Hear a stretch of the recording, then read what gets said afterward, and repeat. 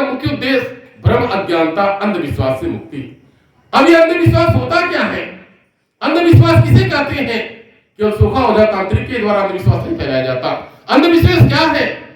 सचमुच में मन में विचार करें, हम जिस चीज को नहीं जानते फिर भी विश्वास कर लेते हैं, मान लेते हैं। हम मान लेते हैं किसी ने छीन दिया, किसी ने टोक दिया, आप घर में किसी को आपके बाल दादा मान बनाते चले आए, या फिर आप घर परिवार में किसी की मृत्यु हो गई, इत्यादि सब विषयों को लेकर के आपके मन में प्रश्न बन जाता। किंतु परंतु लेकिन शायद जाना जाता, अगर जीवन में कुछ वैसा घटना घटित हो जाता, उसी प्रकार से व्यतीत हो जाता, मन यह मान लेता, उसी को मान कहा जाता, उसी को मान लेता। किसी टोकले से, छींकने से, गुल्ली का रास्ता कटने से, यही नहीं किसी खाने से, छुपा छापा पड़ने से इत्यादि अनेकों प्रकार के ऐसे भ्रम, अज्ञानता, अंधविश्वास के सूचक होते हैं। मेरा गांव नगर में भ्रमण किया गया और भ्रमण करके यह देखा गया, मैं यह अंधविश्वास भरा जीवन व्यतीत करता है। ऐसा नहीं है कि देवी देवता यथार्थ नहीं है, या अपने सनातन के देवी देवता यथार्थ नहीं है, ऐसा नहीं है। सत्य तो हर जगह विराजमान हो, किसी भी रूप में हो, सत्य तो सत्य होता है। अब वो सत्य चाहे आपके घर की देवी देवता के रूप में हो, दुर्गा माता, काली माता, लक्ष्मी माता, या फिर वो सत्य किसी भी रूप में हो, राम रूप में, सत्य तो सत्य होता है, लेकिन उसे जानने और मानने में अंतर हो जाता है। भगवान उसी चीज को किसी अन्य रूप से मानता है। जो गांव से मेरा गांव का प्राय भ्रमण किया गया, यह देखा गया गांव में घर परिवार में कुल देवी देवता होते हैं, और वह कुल देवी देवता किसी के ऊपर आते हैं, याद से नहीं, आज से चलता चला आया।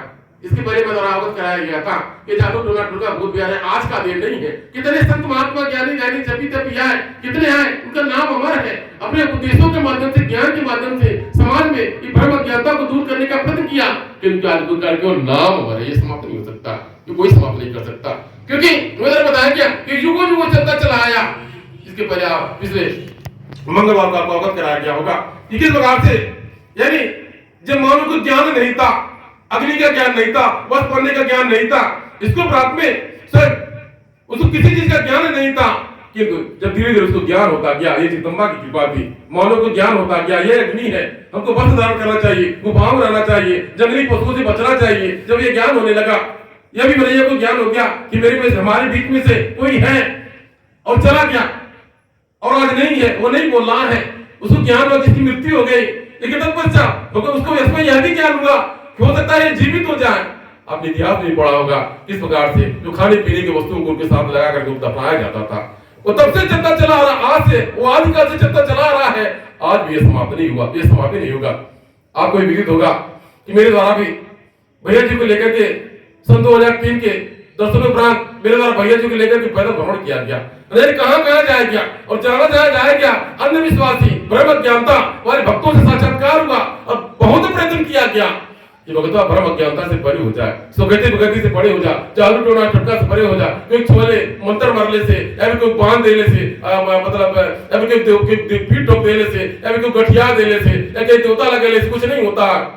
इतना प्रयत्न करने के बाद भी उसके हमको लगता है हमको 1-2% की सफलता मिला।